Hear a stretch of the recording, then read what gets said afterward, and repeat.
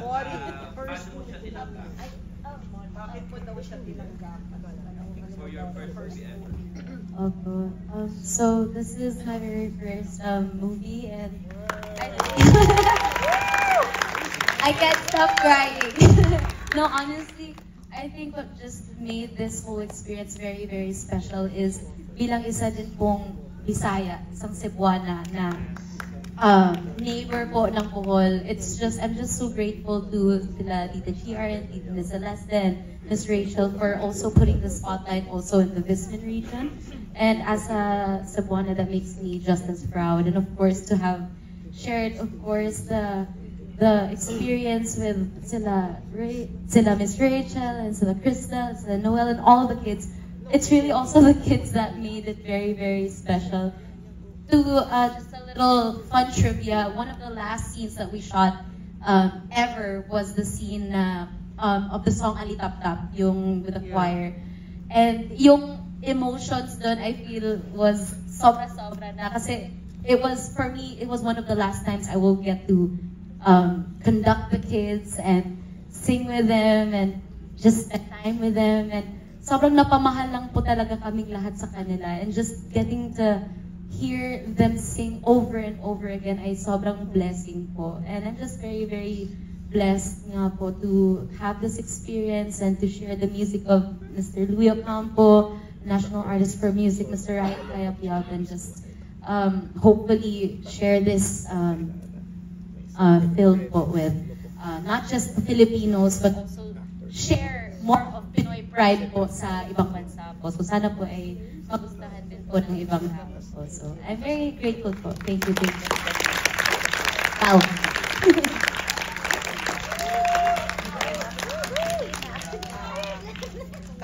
Yes. Question? Louder. I just want to let you know that Darby was in touch. For Crystal and Noel, how did you guys prepare for the role? Because you guys were leading characters and there was a lot of Bisaya. So it was very hard because obviously I'm very Taglish, so I don't really know much words of Bisaya.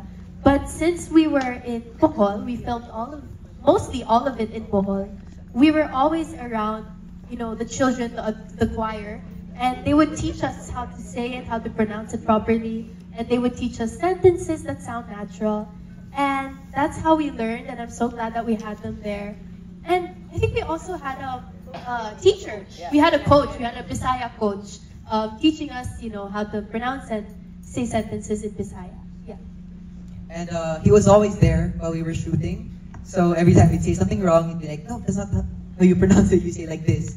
And actually, before we do takes, I asked the kids, "Oh, how do you say this? How do you say that?" And I asked them random stuff like, "What's the funniest phrase you know?" They said, "Imong naong walang lubot sa kaldero," which means like your face looks like the butt of a pan or something. So yeah, it really stuck in my head. Kaya malakas talaga yung impact ng children sa akin, and I feel like malakas din yung impact nila sa inyong lahat. Kaya I hope that many more people will watch our film. Thank you so much. Yes, question. Project ka na lang. Yeah. Will there be a soundtrack? Morissette. Oh yes. Hello po. We are working on the full soundtrack, which will be released under our label, Underdog Music. So, ayun po. Yes po. The song the solo that Morissette sang by the swimming pool, that's Louie Ocampo's composition. And it will be in the soundtrack as a full song. Yes, it is. Yes. You heard. Perhaps you're interested in the other songs. Before you want to ask a question. Anything between. First of all, congratulations, and I just want to say thank you, Culture Fame, for always taking such a huge risk to tell these stories sa theater and sa pelikula. It's a huge risk, and you always, tinataya niyo po palagi puso niyo. And because of that, so many of us have greatly benefited. Maraming salamat, CMB and MQuest, for taking the risk in investing in something like this. This needs to be seen. It's such a gift. Thank you so much for your hearts. Chay, Bia, who's here? Dennis Marasigan. Yes. Hello, Sam. Geneva and Jeffrey.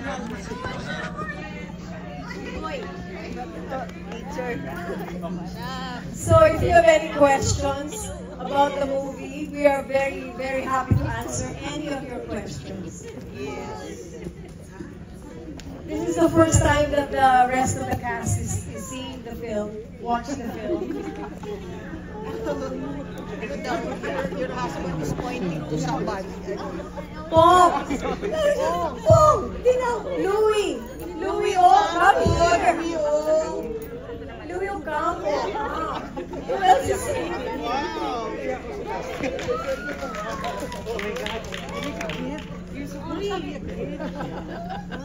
Wala nang gift. We're all amazed that Crystal is such a grown-up. Grown up. And here, the adult na note, you stay beside you. Really? Talaga?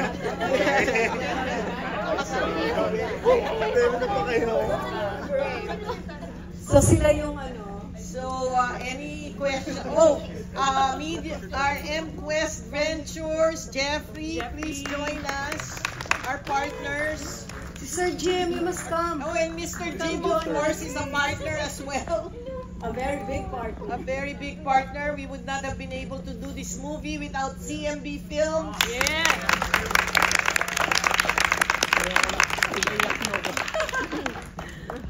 I have seen this film several times, of course, but every time towards the end, I'm crying. The music is just so beautiful.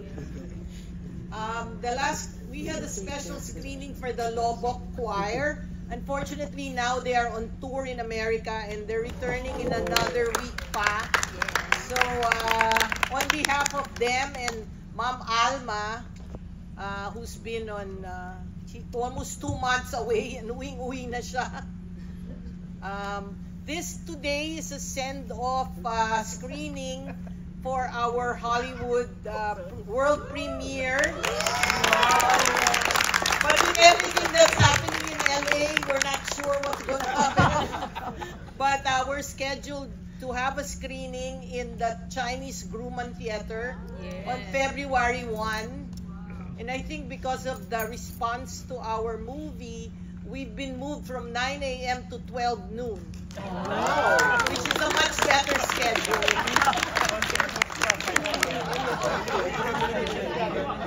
And they have asked Morissette and Rachel to grace the gala in the Beverly Hills Hilton Hotel, where the Golden Globes was recently held. We're the only musical in the festival because Isang Himala is not going. Yeah, they're not going. So, I don't know. But they're not going. So, we're the only musical in the festival. And, nakapanood ng pelikula, ano po ang inyong Noel. First time. And, Check. Crystal rin pala. Silang dalawa. At yung dalawang yun, yung first time. The older versions. Ayan, answer. Honestly, sobrang nagulat po ako sa kinalabasan po ng film because parang more than a year ago po namin film yung Song of the Fireflies and wow, yun lang po masasabi ko, wow. And sana po marami po pong makakita ng Song of the Fireflies. Hello. Yes, so this is my first time seeing it, and grabe, umiyak po ako.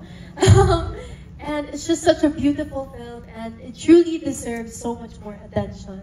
Yes. Congrats to everyone. Our cameo.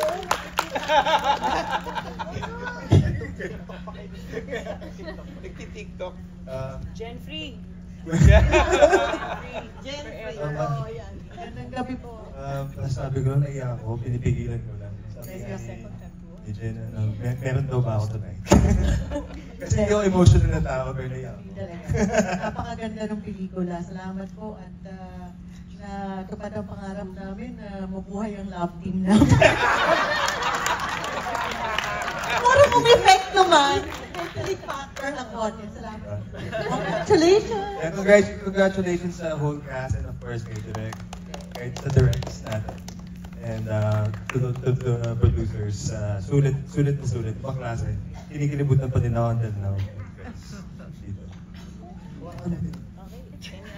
Any question? Any more? Yeah.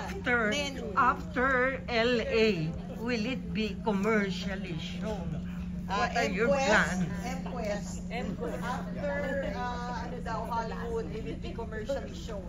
We're still working on how we would distribute the film, but hopefully we can do theatrical screening and release here in the Philippines. So we'll do our world premiere in LA first, and again, thank you, congratulations to everyone. Alam ni CMB na investor pala siya. Mr. CMB, Mr. Jim. Ano daw masasabi mo na ikaw hindi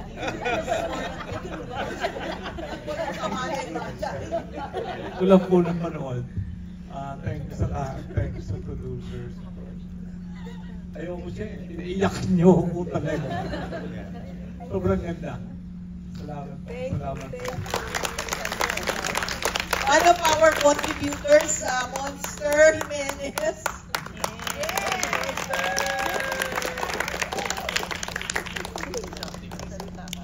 A word from our director.